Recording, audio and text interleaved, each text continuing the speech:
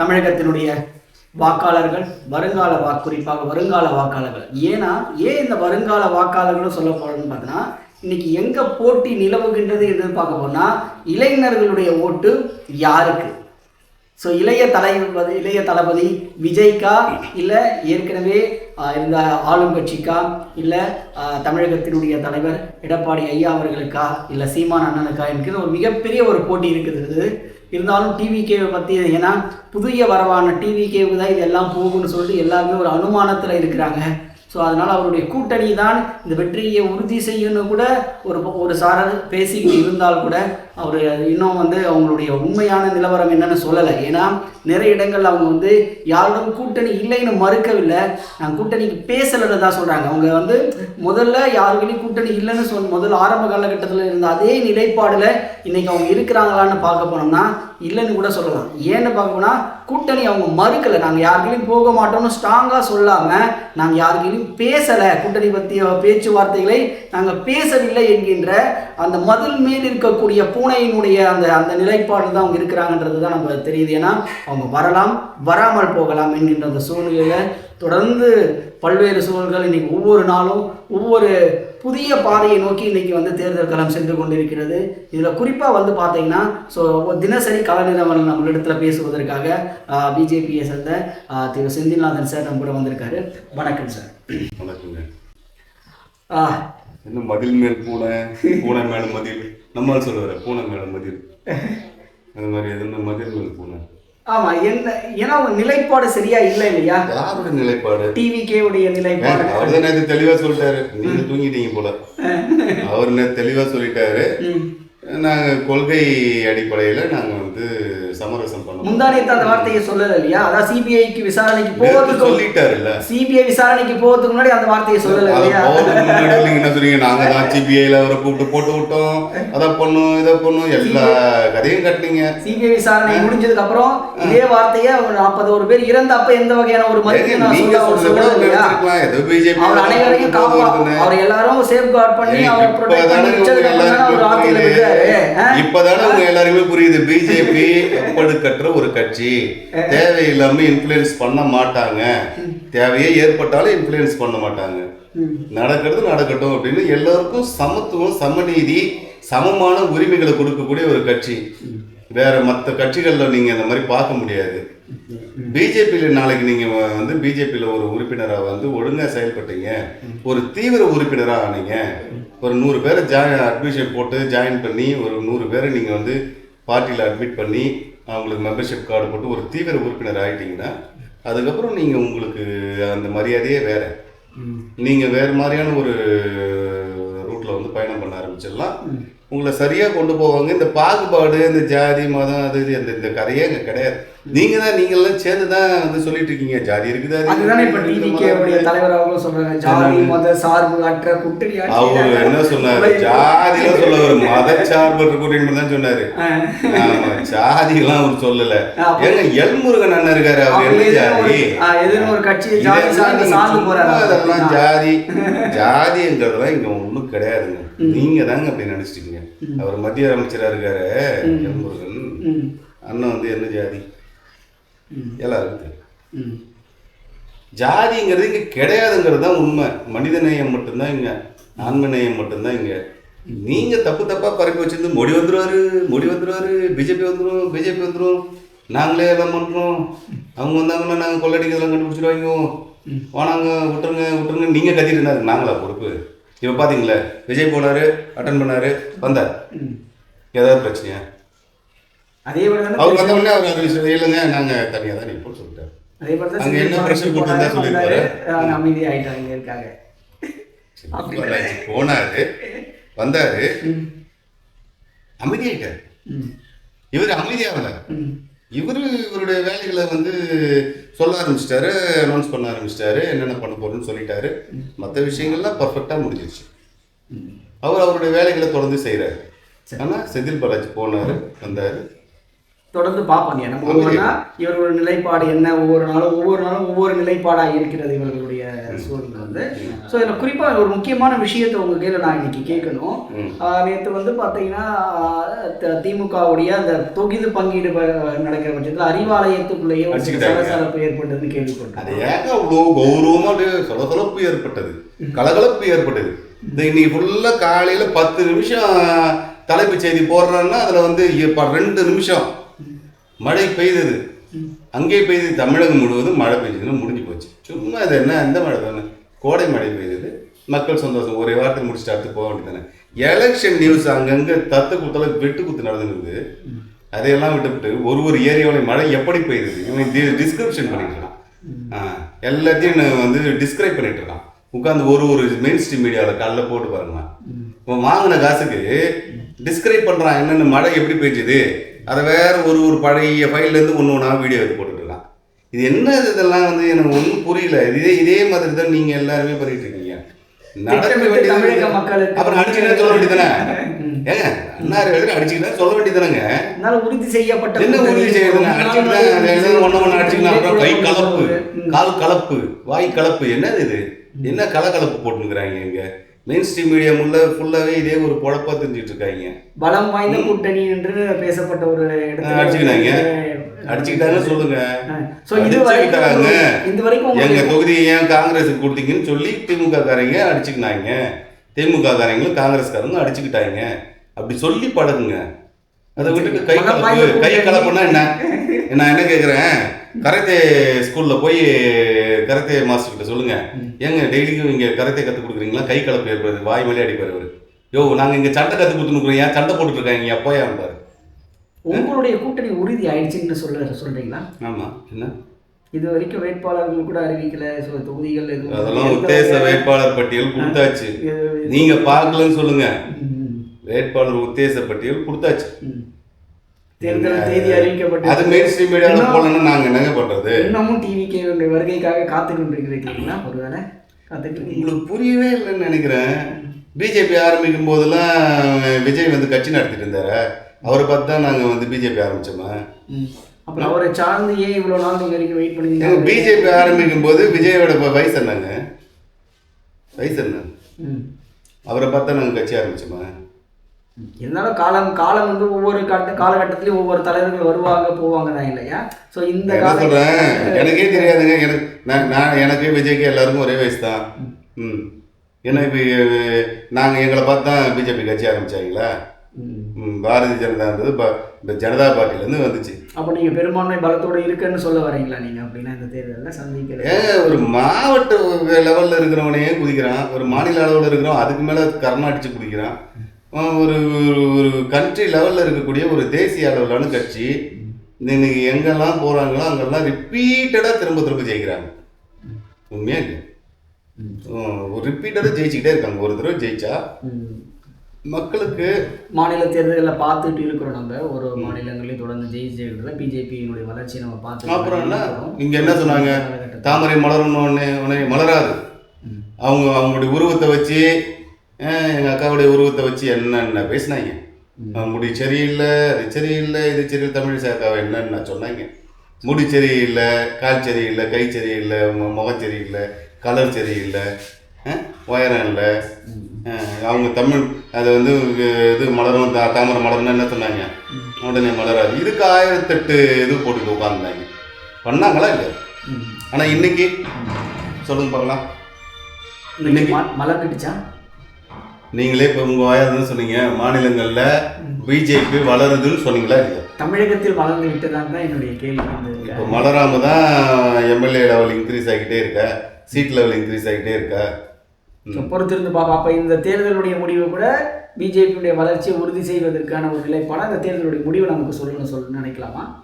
ஏங்க, ஒரு மாநிலத்தில் ஒரு கட்சி வளருது அப்படின்னா அவங்களுடைய செயல்பாடுகள் நல்லா இருந்தால் கொஞ்சம் கொஞ்சமாக வளரதான் செய்யும். வளர்ச்சியை யாராலும் தடுக்க முடியாது. பொறுத்திருந்து பார்ப்போம். இன்னும் ஒரு மாத கால இடைவெளி தான் நமக்கு இருக்கிறது.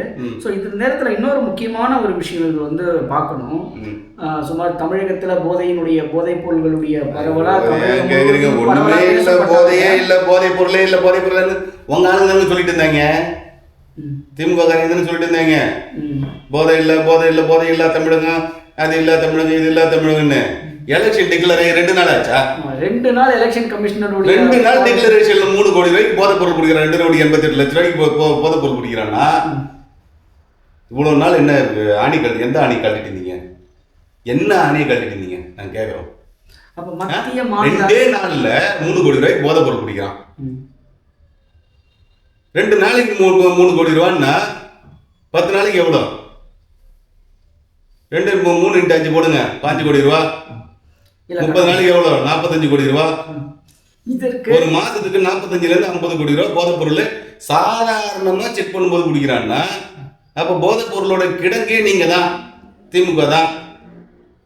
அப்ப நீங்க வந்து எவ்வளவு இது வெரி பர்டிகுலரா ஃபைட்டிங் ஃபால்ட்டா பிடிச்சது.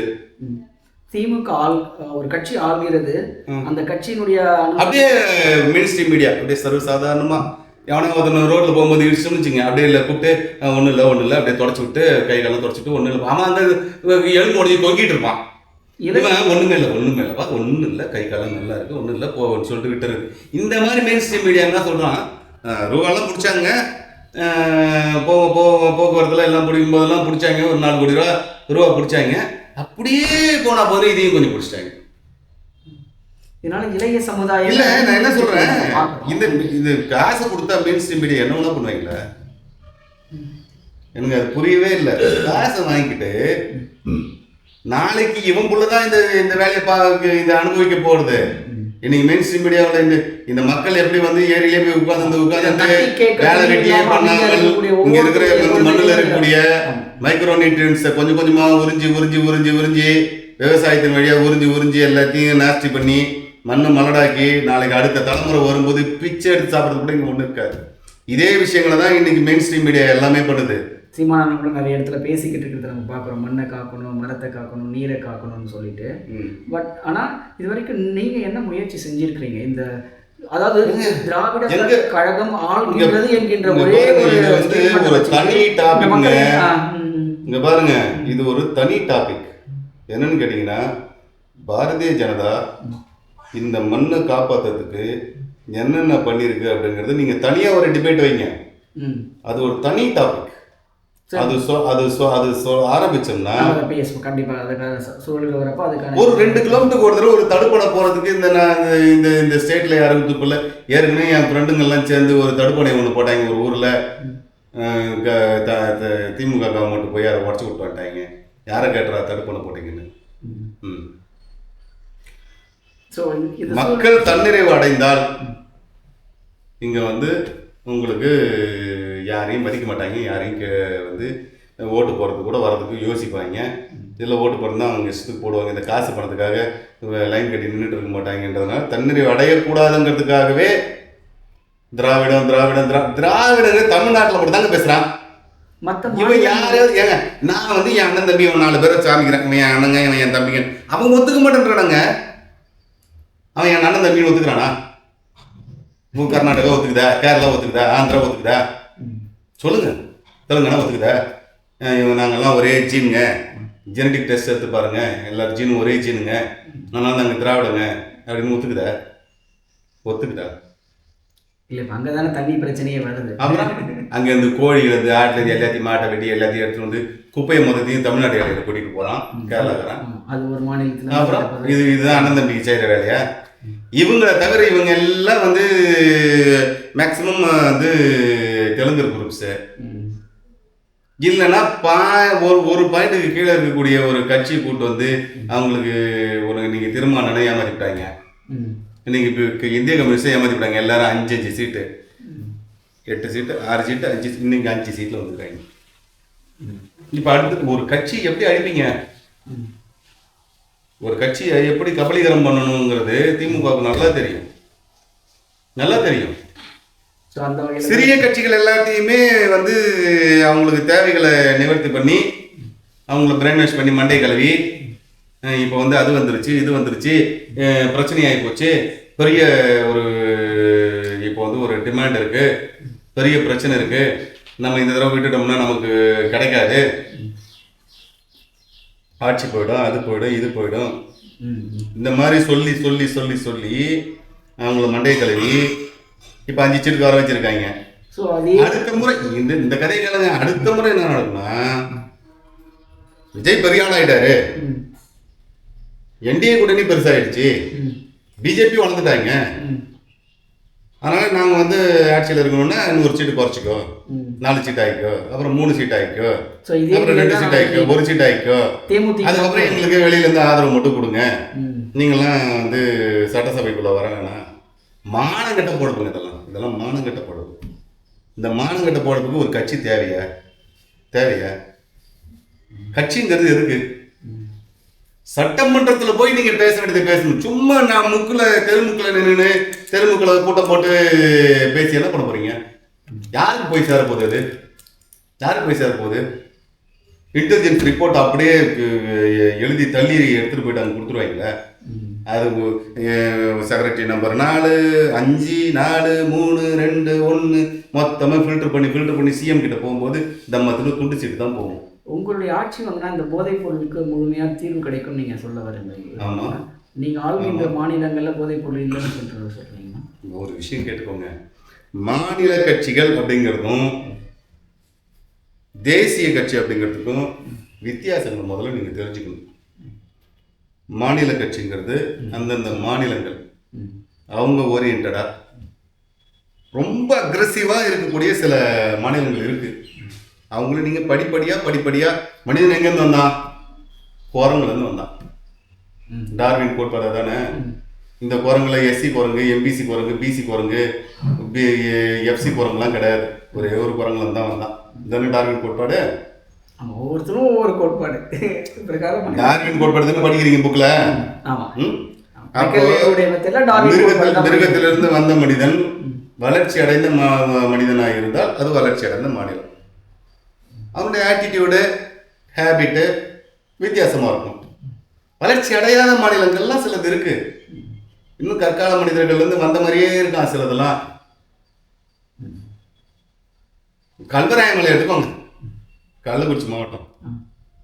டெலிவரி ஆகிட்டு திரும்பி பார்க்கறதுக்குள்ள பார்த்தீங்கன்னா பேஷண்ட்டுக்கு குழந்தைக்கு இடுப்பு வச்சுட்டு போயிட்டே இருக்கும். அது ரத்தம் ஊற்றிட்டே போயிட்டு இருக்கும். கேட்டால் எல்லாம் நான் வீட்டில் போய் பார்த்துக்கணும். என்ன சொல்லுவீங்க? இப்போ வளர்ச்சி அடையல, அவங்க நீங்கள் ஒன்றும் பண்ண முடியாது. கொஞ்சம் கொஞ்சமாக தான் அவங்களை வழி கொண்டு வரணும். ஸோ 70 ஆண்டுகால சுதந்திரத்தில் இன்னும் வளர்ச்சி பெறாத 70 ஆண்டுகால சுதந்திரத்தில் எத்தனை ஆண்டு காலம் சாமி எங்கள்கிட்ட கொடுத்தீங்க? மீதி எத்தனை ஆண்டு காலம் வந்து காங்கிரஸ் வச்சிருந்தது? இந்த கேள்வியை ஒரு காங்கிரஸ்காரங்களை போய் இப்போ கேட்கணும். நீங்கள் இதுக்கு பதில் சொல்ல வேண்டியது காங்கிரஸ்காரங்க, நாங்கள் கிடையாது. நாங்கள் வந்த பிறகு தான் நெடுஞ்சாலைத்துறை எப்படி இருக்கு பார்த்தீங்களா? இது நிச்சயமா வாஜ்பாய் காலத்திலிருந்தே இந்த சாலைகள் மேம்படுறத நம்ம பார்த்துட்டு இருக்கோம். அப்புறம் உலகமே தெரிஞ்ச விஷயம். எங்க பேரில் தான் உலக அளவில் இந்தியாவுக்கான மரியாதை. இன்னைக்கு உலகம் ஃபுல்லாக வந்து பெட்ரோல் தரமாட்டேன், இது தரமாட்டேன், நமக்கு மட்டும் கப்பல் அனுப்பி வைக்கிறாங்க. ஏன்? உங்களை மாதிரி மற்ற மனிதர்களையோ மற்ற நாடுகளையோ மற்றவங்களையும் மதிக்காமல், ஒன்றிய அரசு சொல்லி இருப்பீங்களே, இதை மாதிரி மற்றவங்களை மதிக்காமல், உங்களை விட இத்தனை ஸ்டேட்டில் ஓட்டு வாங்கி டாப் மோஸ்ட் லெவலில் உட்காந்துங்கிறவங்களை மதிக்காமல் வாய்க்கோழ்படுத்து வாயில் வந்ததெல்லாம் பேசுகிறீங்களே, இந்த மாதிரி உலக நாடுகள் நாங்கள் பேசினதுன்னு வச்சுக்கோங்க, ஒரு ட்ராப் பெட்ரோல் வராது.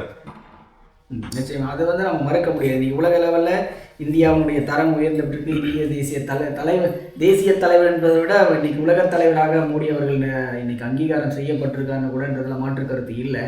இன்னைக்கு உலகமே இன்னைக்கு போர் சூழ்ந்துட்டு இருக்க நிலையில கூட இந்தியா பாதுகாப்பாக தான் உணர்ந்து கொண்டிருப்பா. இந்திய மக்கள் பாதுகாப்பினை உணர்ந்து கொண்டிருக்கின்றார்கள். இந்த சூழல் எல்லாத்துக்கும் திரு மோடி அவர்களுக்கு மாற்ற முடியாது. தொடர்ந்து நம்ம தமிழகத்தினுடைய கல நிறுவனங்கள் தொடர்ந்து பேசுவோம் சார். இன்னைக்கு வந்து உங்களுடைய கருத்துக்களை பகிர்ந்தமைக்கு மிக்க நன்றி. வாக்காளர்கள் அனைவருக்கும், தமிழக குடிகள், உலகம் முழுக்க இருக்க அனைத்து தமிழக குடிகளுக்கும் தொடர்ந்து இந்த தேர்தல் கலவரங்களுடைய தமிழகத்தினுடைய உண்மை சூழல் நிலவரங்கிற உடனுக்குடன் நீங்கள் தெரிந்துக்கணும்னு பார்த்தீங்கன்னா எங்களுடைய செங்கோல் மீடியா சேனலை மறக்காமல் சப்ஸ்கிரைப் பண்ணுங்கள். தொடர்ந்து நாளைக்கு பேசுவோம். நன்றி, வணக்கம்.